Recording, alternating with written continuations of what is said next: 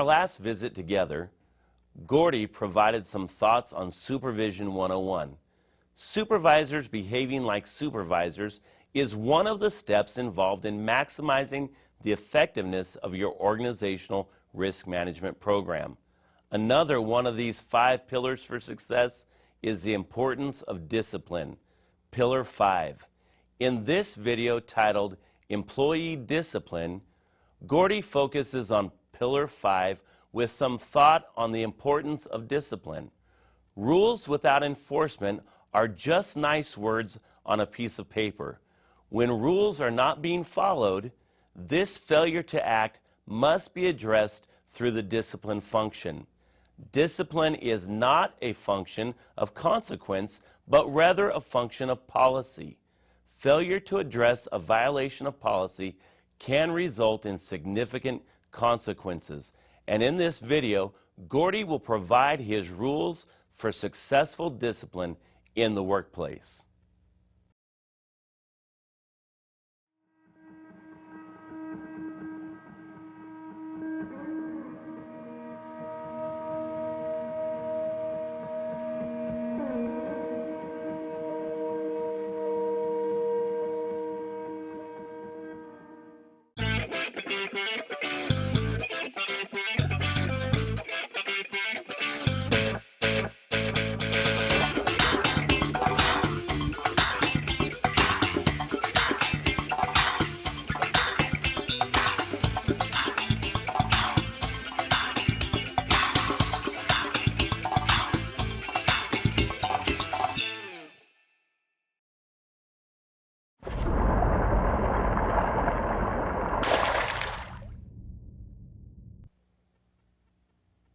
Well, hello again. Gordon Graham here, and this is video number 7 of 9. And if you'll recall, we started off video 1, the topic, what real risk management's all about.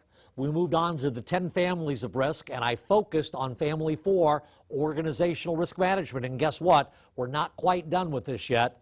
The third videotape focused on that checklist I've been building, the 5 concurrent themes for success. Videotape number 4, some thoughts on organizational risk management. We drilled down in number 5 with pillar 1, some in-depth thoughts on background investigations and performance evaluations, both very important processes in getting and keeping good people. Video 6, the key role of the supervisor. We beat that to death. And video 7, our efforts this time are going to be on pillar 5 of the 5 pillars of success, the importance of discipline. And on your screen in front of you, you see a funny looking word. And as I look at this, I forgot to explain something to you. When I was talking about background investigations, you saw a funny looking word called gribby. And then I started talking about performance evaluations, and you saw a funny looking word called gripe. And then I started talking about the key role of the supervisor, and you saw a funny looking word called GRISP. And I failed to tell you what these mean. Every one of the classes I teach, I know I talk too fast. I try to give people a good set of handout material they can refer to later on, but in most of my programs, I wrap up the program with some operational risk management rules specific to the topic I was asked to talk about. And I have a system, I have a process here. You know, I love systems. My process is the rules are always 10 in number, and the rules are always based on the 5 pillars of success. So, gribby. My multi-hour class on background investigations, I wrap up the day with Graham's rules for improving background investigations, gribby. Performance evaluations, I wrap up the class with Graham's rules for improving performance evaluations. My all-day class on supervision, I wrap up the day with GRISP, Graham's rules for improving supervisory performance. And I've just, not limited to one class, every class.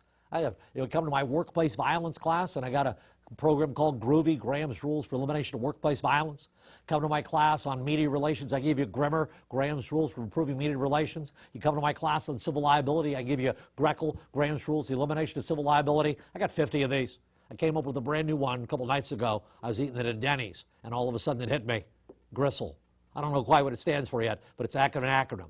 What you've got in front of you now is GRAD, G-R-A-E-D, my rules for appropriate employee discipline, the 5th of the 5 pillars of success. And that is what GRAD 1 is all about. understand the importance of organizational discipline. Organizational risk management. That whole videotape we did, I believe it was number 4, people, policy, training, supervision, and discipline. And sometimes people call, people send me an email, Gordon, of these 5 pillars, which is the most important? None are the most important. These 5 pillars for success are inextricably intertwined with each other, supporting your great organization. Take one away, and bad things are going to happen. And the 5th pillar of success, the discipline component, is often not taken seriously. Let me give you the threat. You've got good people, you've got good policy, you've got good training, you've got good supervision. Rules without enforcement, violations of policy without consequences. Those are just words, folks. You need the 5th pillar of success, the discipline component. You take away one of these 5 pillars, bad things are going to happen. People, policy, training, supervision, and discipline. Grad 1, why do we need discipline? It's part of the 5 pillars of success.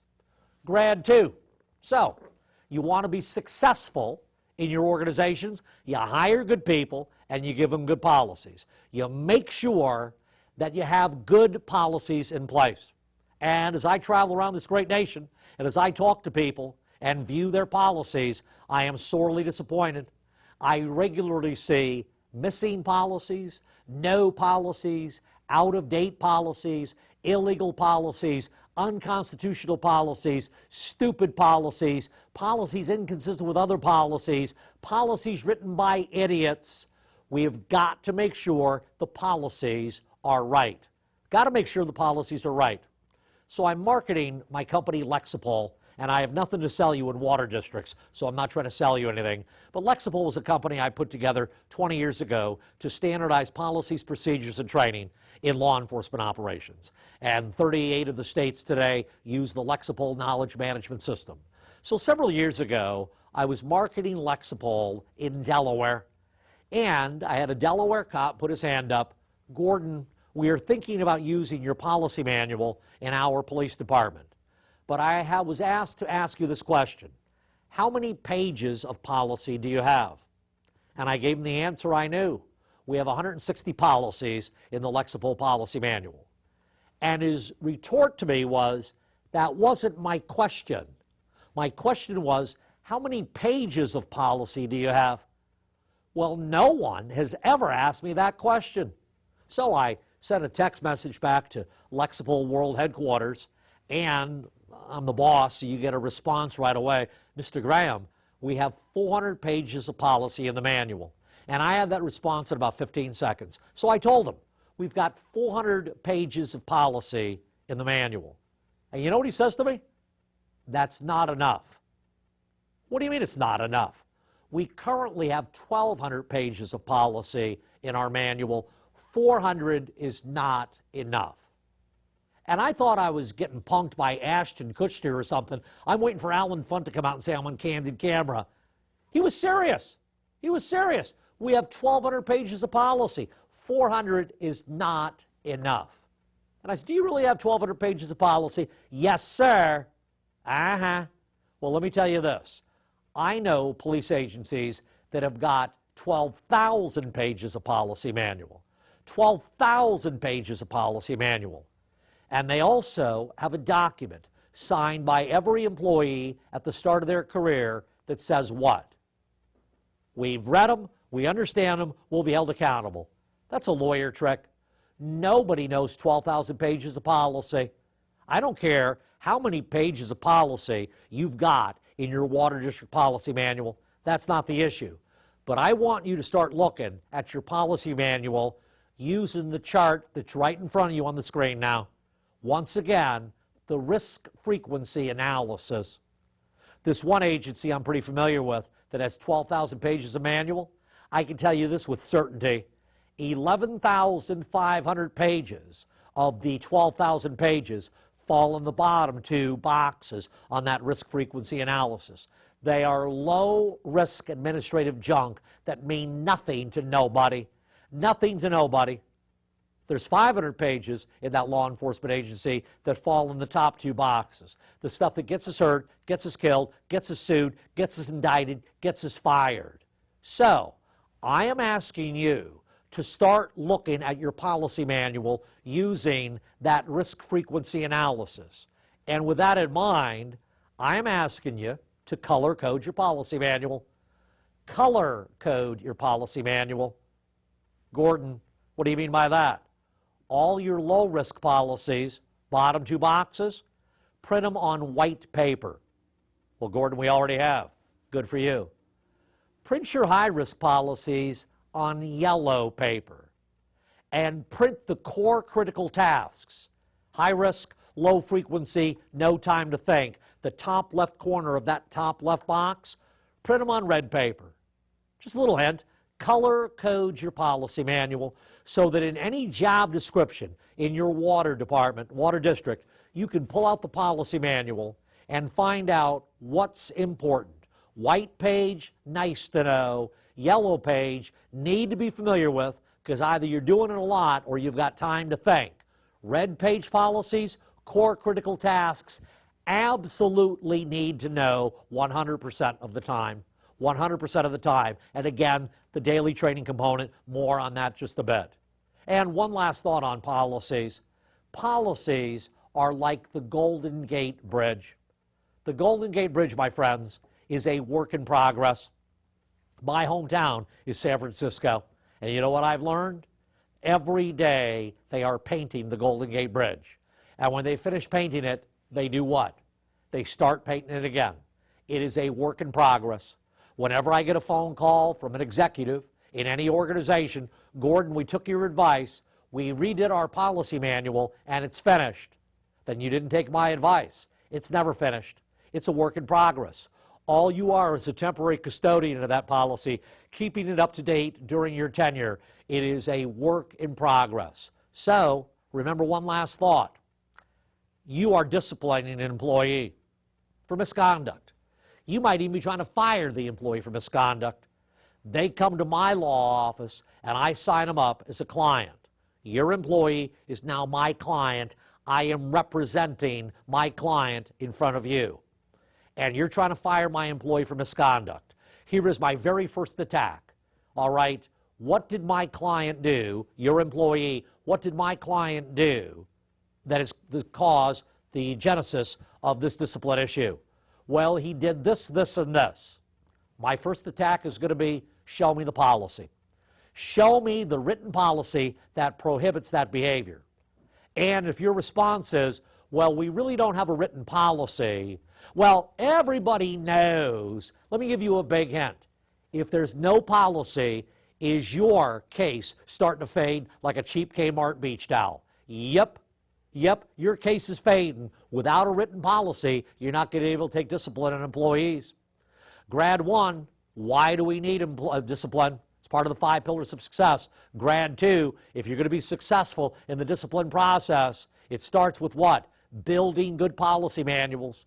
Grad 3, make sure your people know the policies and what their expectations are of performance. You could have all these rules written down on a shelf, all these policies and procedures. If you don't have any proof that my client was trained on them, that could be a problem lying in wait. Initial training, I am pretty sure you're taking the initial training process seriously. My worry is the ongoing training, and I've already beat this to death. After people get hired and they get off probation, when's the next time they got to take a serious test they have to study for? And the answer in so many organizations is, we don't. I want not just initial training, but ongoing training, focusing on those core critical tasks. Core critical tasks. Every day has got to be a training day, and focus it on the events that have got the highest probability of ending up causing us grief. Those high-risk, low-frequency, non-discretionary time tasks. Every day a training day. And finally, again, my attack, if I'm representing my client, your employee, and I am defending them in front of you in a discipline hearing, my first attack, show me the policy. Right here, Mr. Graham, here's the written rule that he violated. My second attack is going to be what? Show me that my client was ever trained on that policy. And if you cannot prove that the client was trained on it, again, your case is going to start to fall apart. Please take it seriously. Grad 1, why do we need discipline? Grad 2, build those good policies. Grad 3, every day a training day. Grad 4, I am a broken record. The key role of the supervisor. The key role of the supervisor. Here I go again. The primary mission of a supervisor is enforcement of organizational policy. Management builds rules and keeps them up to date. That's their accountability. Supervisors, your accountability is enforcement of organizational policy. Not some of the policies, but all the policies. Not some of the time, but all of the time. Not with some of the people, but with all the people. Not one or two supervisors, but all supervisors. The key role here is a consistent, across-the-board enforcement of organizational policy. That is the key role of the supervisor. We got to have supervisors behaving like supervisors. And I think I told you about my father grabbing me when I was a brand new sergeant, and he congratulated me, and he said, remember, last week all you needed to do was follow policy. Now you are a supervisor. You need to enforce policy. And he followed up with that thought, Gordon, some people are going to hate your guts for enforcing policy. And you know what I often hear from people when I tell them that story? Well, Gordon, you're lucky your father was a cop. My father was never a cop. Never a cop. Well, Gordon, what'd your father do? His big job was a chief engineer, United States Merchant Marine, World War II, driving bombs from the West Coast to the Philippines for the war effort. For those of you into data, and I started talking about military issues before I explained my graduate work at the Institute of Safety and Systems Management. For those of you who are military historians, 1 out of 48 United States Marines died in World War II. 1 out of 25 United States Merchant Marines died in World War II. Did you know that? The Japanese and the Germans were not stupid. They knew if they could break up the supply chains, they could win the war. So the Japanese had submarines off the west coast of the United States. The Germans had submarines off the east coast of the United States. They knew if we can sink these cargo ships going to supply England, if we can sink these cargo ships going down to supply the United States Air Force, or the Army Air Corps at the time, down in the Philippines, we could win this war. So they had all sorts of systems to make sure those merchant marine vessels would be able to get through. They had convoy operations, zigzag operations, smokescreen operations, and on boats loaded with bombs, they had a special rule: no smoking. Now let's walk down this logical road together. Is there a reason you would like a no smoking policy on a boat loaded with bombs? Think it through. If you've got enough seamen throwing matches and butts off the side of a boat, sooner or later it's going to find a vent. Sooner or later it's going to find the cargo, and you'll lose the bombs, you'll lose the crew, you'll lose the ship, and you'll lose the war. So on boats loaded with bombs, they had a no smoking policy. Just a quick thought for you. What percentage of men in World War II were smokers? And I'll give you a hint. I bet you it was a 3-digit number. My dad was a smoker. In order for him to properly enforce the policy, he had to do what? Quit smoking. And he quit smoking. But for some people, they had difficulty quitting smoking. And when they wanted to smoke really bad, they went into what we now call the nicotine rage. So my dad had to enforce the no smoking policy. You think you have a tough job as a supervisor? Oh, people might not like me. My dad was physically assaulted by merchant seamen who were under a nicotine rage because he wouldn't let them smoke in the engine room of those merchant marine ships. That is a tough job for a supervisor. Your job is to enforce organizational policy. And one more time, if I'm going to attack you, my client, your employee, I've got that multi-pronged attack. Attack number 1, show me the policy. Here it is, Mr. Graham. Show me they were trained on it. Here's where he was trained on it, Mr. Graham. My next attack is going to be, have other employees in this water district made the same mistake? And if so, what happened to them? Were they similarly disciplined?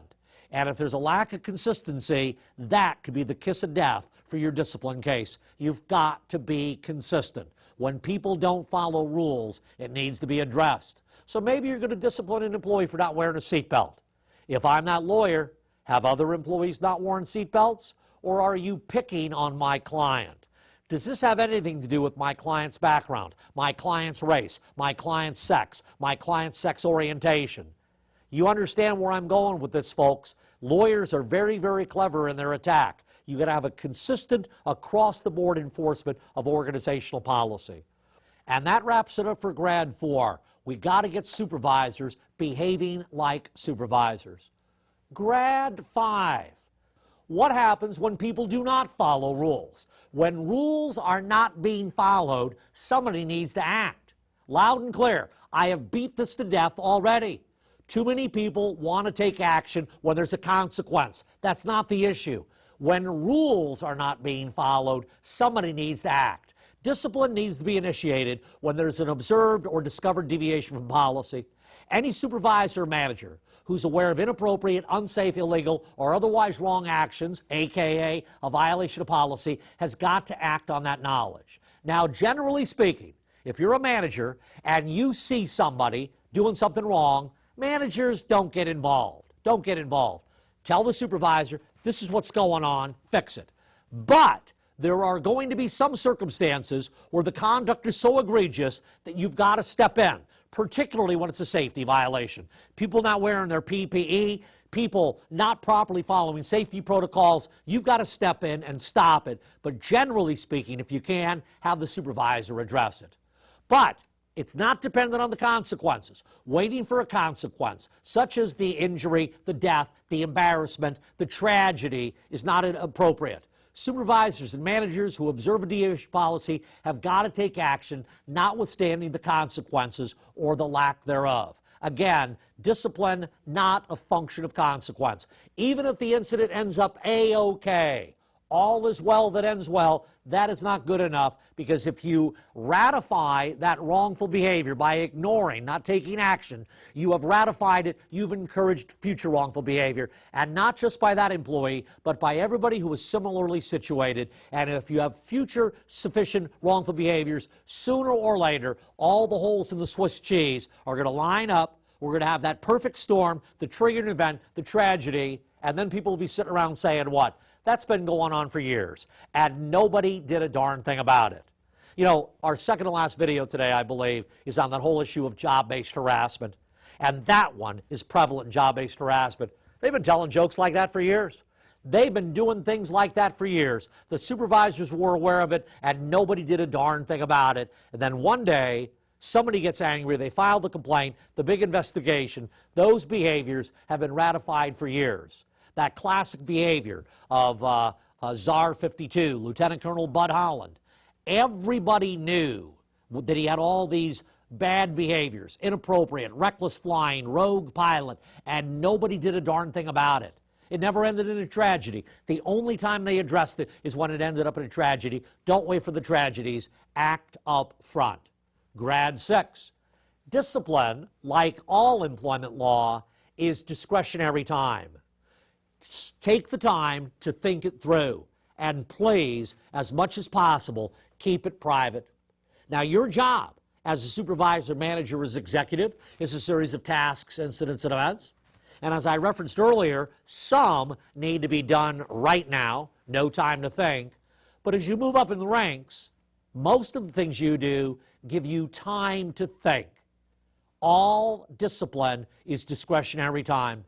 Slow down. You've got considerable time to make the call, but once the call has been made, it's very difficult to unring the bell without embarrassment or other nasty consequences. So, in using this discretionary time, you should gather and review all of the facts. Gather and review all of the facts.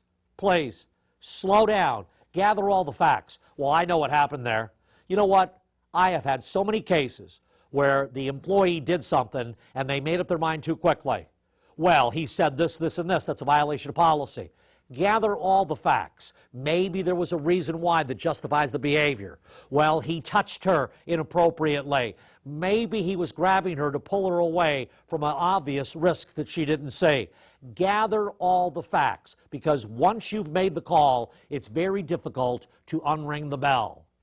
In using this discretionary time, gather all the facts. The general rule is to have substantial evidence of misconduct in order to substantiate discipline.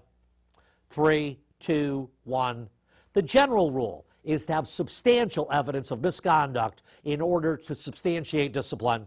Too many supervisors reach a conclusion based on only some of the facts, sometimes ignoring exculpatory evidence. Some even take action against an employee based on rumor without any supporting facts. You've got to gather all the facts. Please do not allow yourself to suffer from cognitive lock. When we talk about decision making in our last block together, I will introduce you to a concept called cognitive lock. That's where the brain makes up its mind based on partial information. And sometimes we fall into a trap. The brain starts making up its mind. We got locked into a course of behavior, and we ignore exculpatory evidence.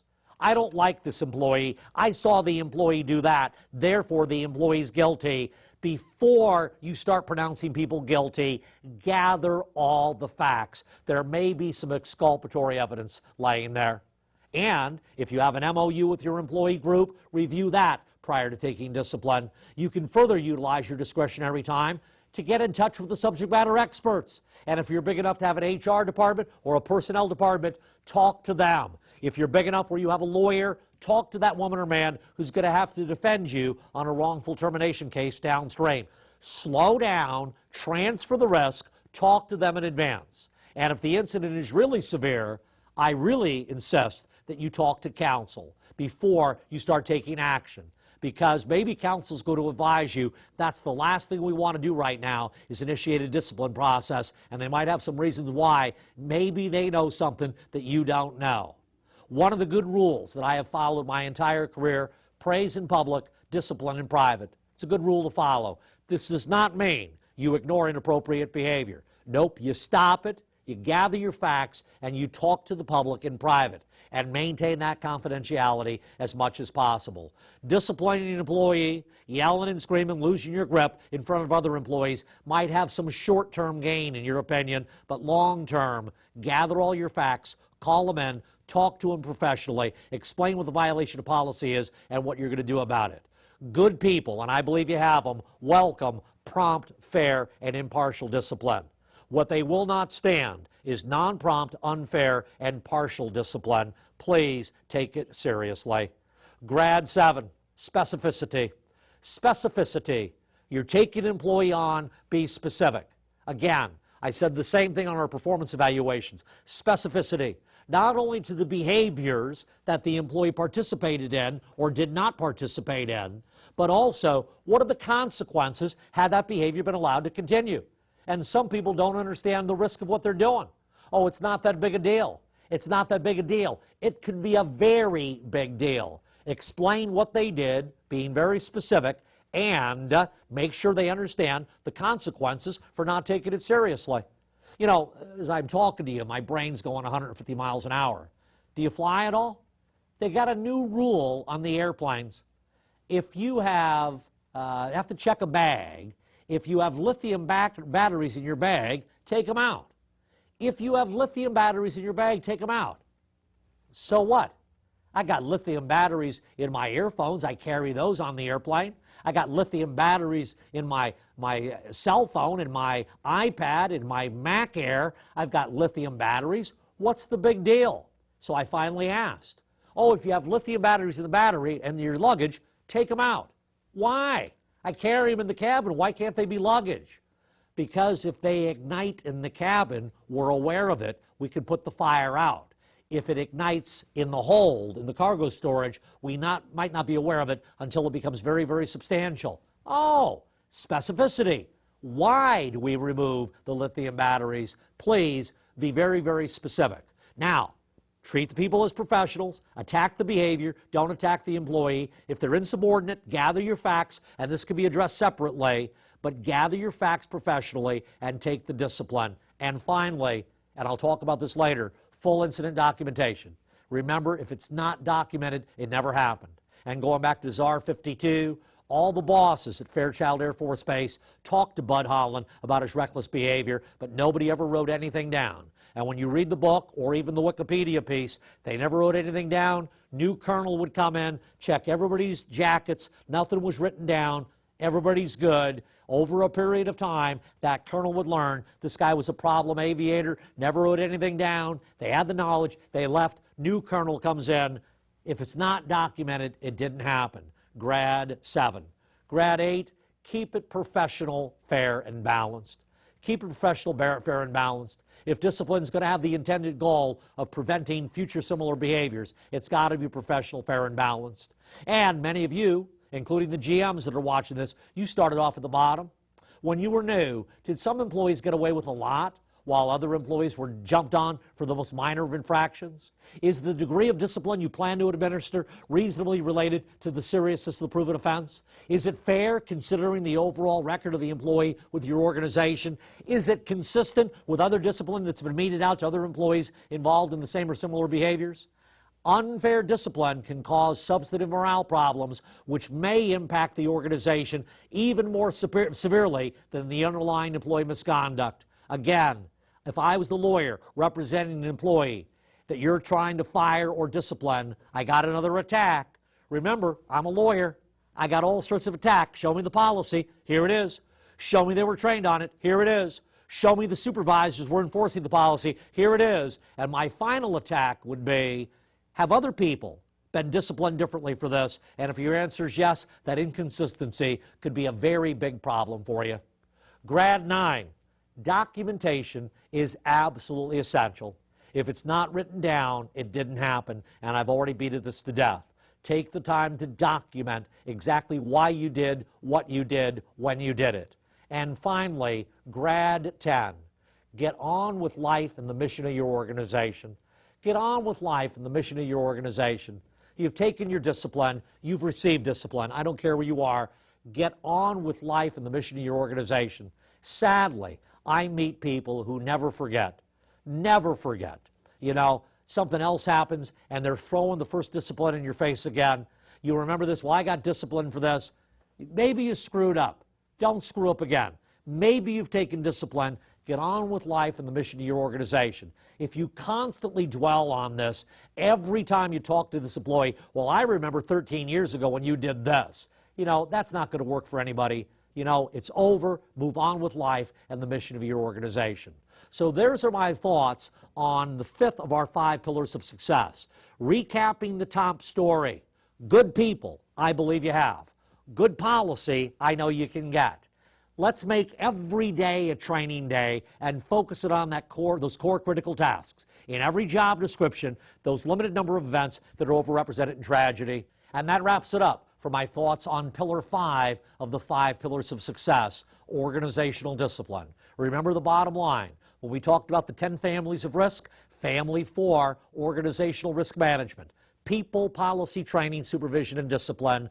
I believe you have good people. I know you can get good policy. Let's make every day a training day and focus it on those core critical tasks. Let's get supervisors behaving like supervisors. Primary mission, enforcement of organizational policy. And on those rare occasions when people don't follow rules, we've got to address it with the discipline component. Not a function of consequence, but a function of policy. Anyhow, that wraps up video number 7. We've got 2 left, 8 and 9. 8 is going to deal with job-based harassment, and 9 is going to deal with one of my favorite topics to talk about, ethical decision-making. And we will get to that in our next video. Until then, please work safely.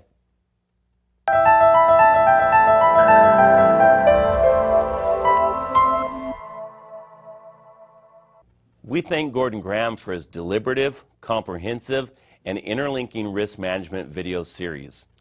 AAWD&M would also like to thank the California Association of Mutual Water Companies, Appalachian State University, and our charter members for their support in producing these videos.